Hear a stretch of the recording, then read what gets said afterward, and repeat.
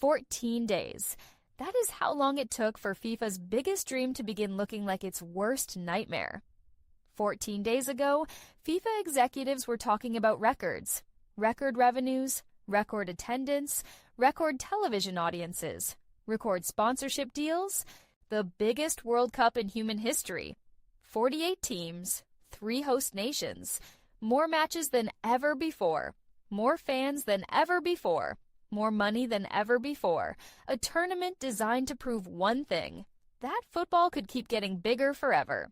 And now, millions of people around the world are beginning to ask a completely different question.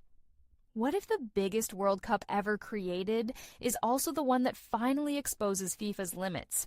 Because over the last 2 weeks, something extraordinary has happened.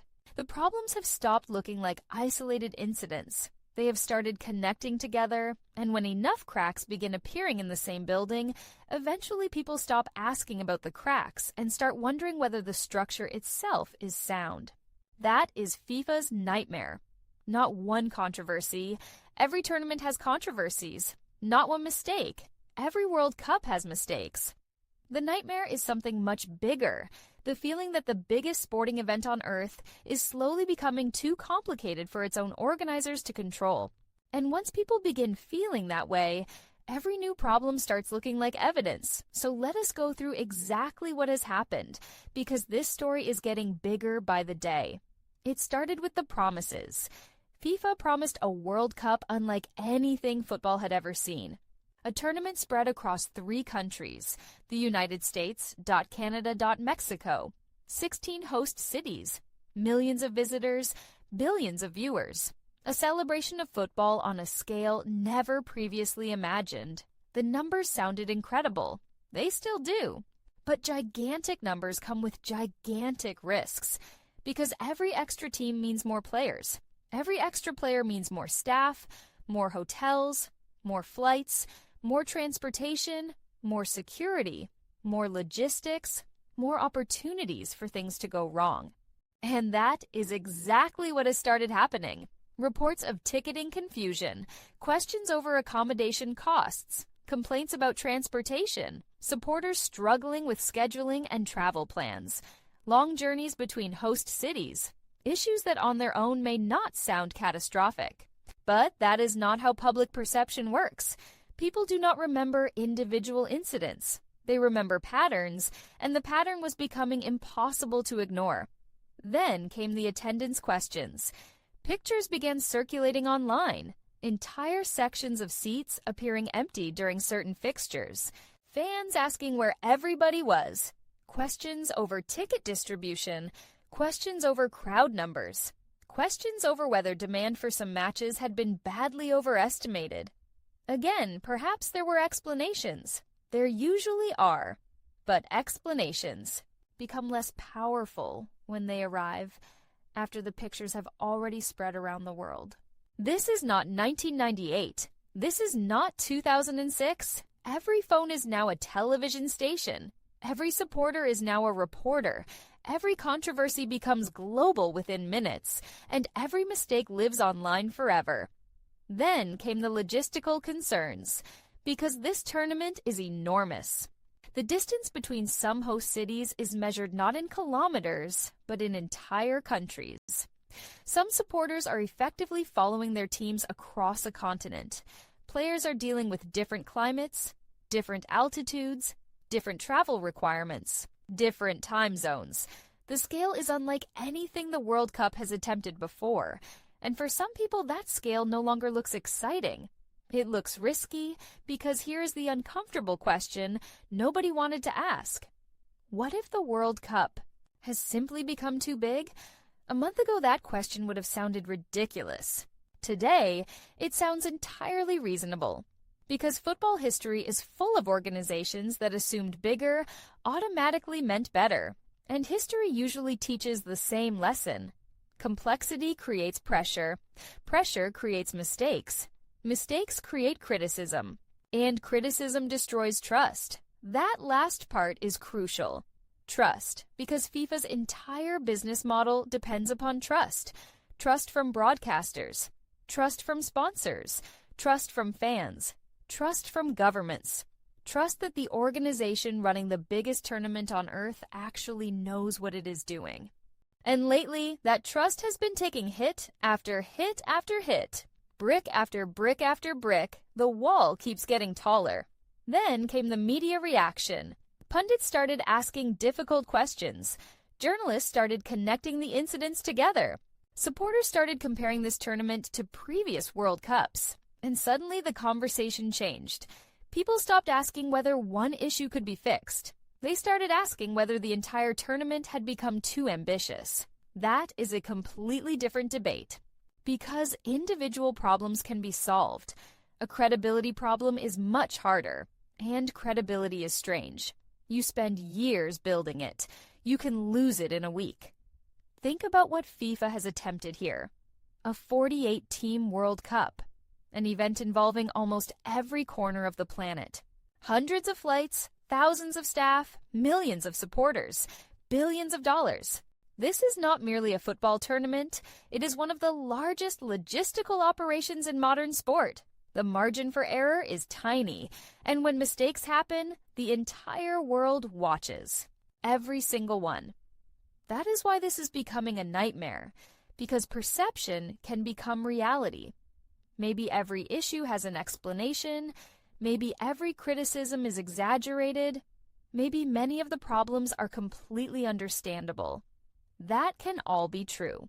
But public opinion does not operate inside boardrooms. It operates through emotions.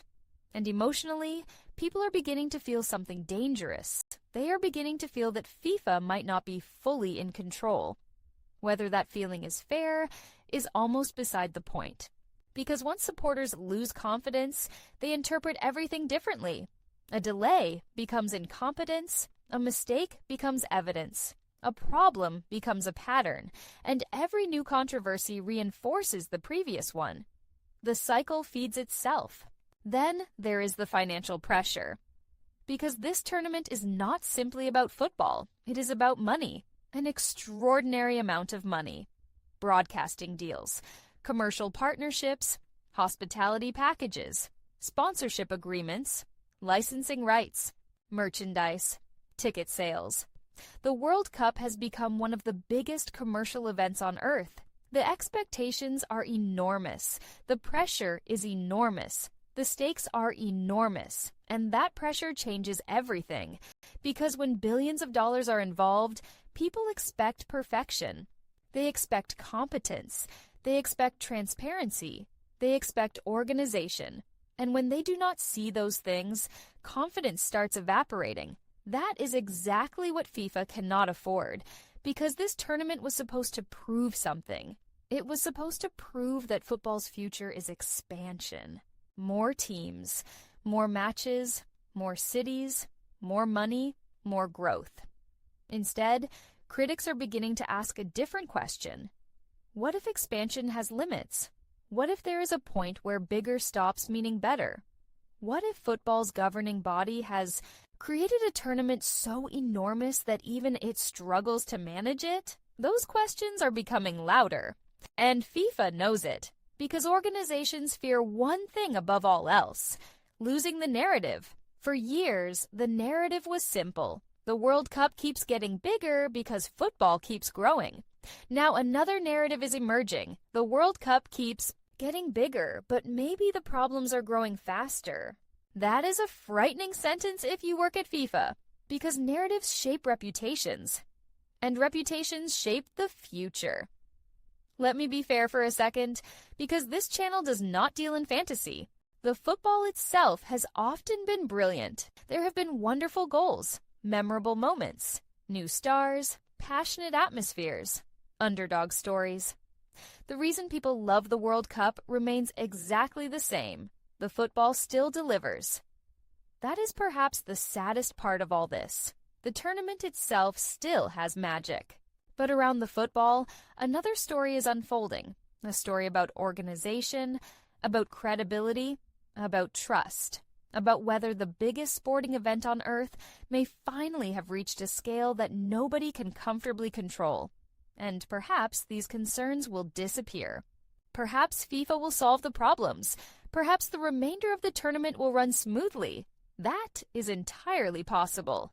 But that is exactly what makes this FIFA's worst nightmare.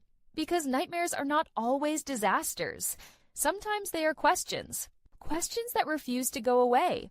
Questions that keep getting repeated. Questions that slowly become public opinion. And right now, one question is echoing around football. Has the World Cup become too big? Because if millions of supporters begin believing the answer is yes, FIFA faces a problem far bigger than one controversial decision. It faces a crisis of confidence, and confidence is everything. Football supporters can forgive mistakes, they can forgive delays, they can forgive confusion. What they struggle to forgive is the feeling that nobody is in charge. And right now, whether fair or unfair, that feeling is growing. The biggest World Cup in history was supposed to become FIFA's greatest achievement. Instead, it is increasingly looking like the greatest stress test in the organization's modern history. A test of organization, a test of credibility, a test of leadership, a test of trust. And for the first time, it genuinely feels like FIFA may not be passing it. 14 days ago, this tournament looked like a celebration. Today, it feels like an experiment being conducted in real time. The football remains beautiful, but around it, something else is happening, something much bigger. The governing body of world football is discovering that making